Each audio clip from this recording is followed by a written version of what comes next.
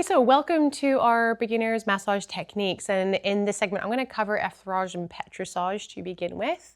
And these are two techniques that we cover very heavily in our introduction course as well.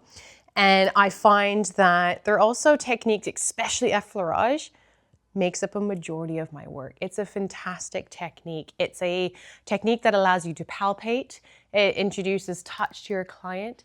It helps to prepare the tissue for maybe deeper work that you might be doing later on.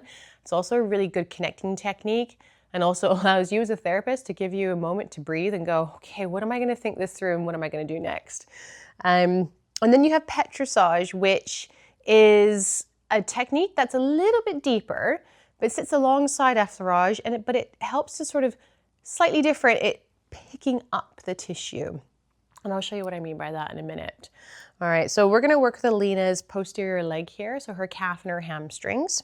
And since we covered in our other episode about our stance and our posture, but I am still gonna reiterate that because, again, on our course, we're really heavy about our body mechanics. And it's something on our diploma course with my students whenever I'm teaching that throughout the whole duration of the course, I am reaffirming what they need to be doing in terms of how they stand and how they apply pressure to the body, because that's going to give you your longevity as a therapist. So again, taking my split stance, my height of the bed is where it needs to be. It's appropriate for my height in relation to the client as well. I've already prepared and put some lotion ready to go. So I've got quite a long distance to go, and I know where I want to end up, which is up here. Now, I'm going to demonstrate not a great version of this first. So if I was to do some effleurage and I get to this point here and I'm going to go all the way to the end, can you see what's happened to my body? My arms are way out in front of me. I'm leaning over to get to the end point of where I want to be without my legs having even moved yet. So what do I need to do instead? I need to reevaluate this. And that is, I need to move with my technique. So I want to come all the way back down here. And as you might have noticed there, is that as I came back down, I didn't lift my hands away, which is something we talked about in another video with regards to moving around the bed. I'm very mindful that I don't just take my hands off, but I do keep contact with the client, especially when they're face down and they can't see us. So here I am. My hips are faced on into the direction that I need to head.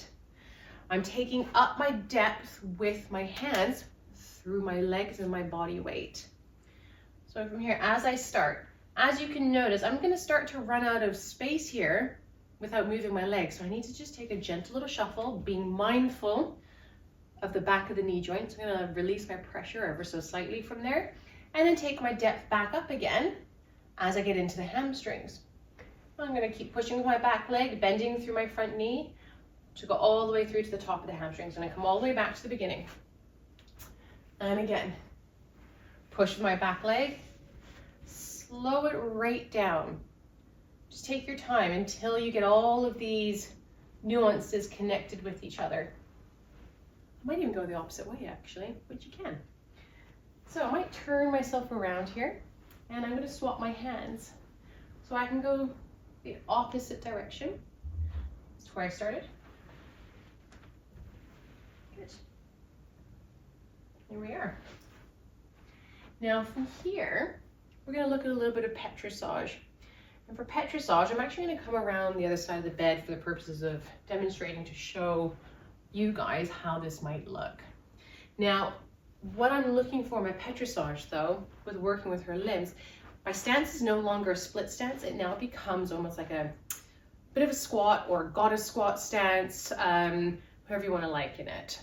But again, my hips are still faced onto what I am doing. From here, as I mentioned before, with petrissage, this is about picking up the tissue and trying to create some space in that tissue. So from here, one hand is pulling back while the other hand is pushing forward. And we're trying to almost look for, in my mindset, of creating this S shape with the tissue. So it's equal push and equal pull. So pull and push, pull and push. Now, what's not happening is I'm not just pulling from my upper shoulders. I'm actually pulling from my hip. So if I face my back to you, you might be able to see what's happening here is that I will push and pull, as you can see, with my hips. That is driving my arms. And again, I'll work up the hamstrings, being mindful of keeping my client's privacy and modesty. I'm only probably going to work mid-thigh up, and that's about it. And I'm definitely not going to go past anywhere where the towel is covering. So again, if I turn my back to you guys, you notice here that as I push, my hips are pushing and driving that forward as the other one is pulling my arm back. Now I'll come around to the other side of the bed, just so you can see what my hands are doing as well. So here, push and pull, push and pull. Now this type of petrissage is really nice on areas like the hamstrings, the calves, triceps, down the side of the body, around the lats. Really, really useful.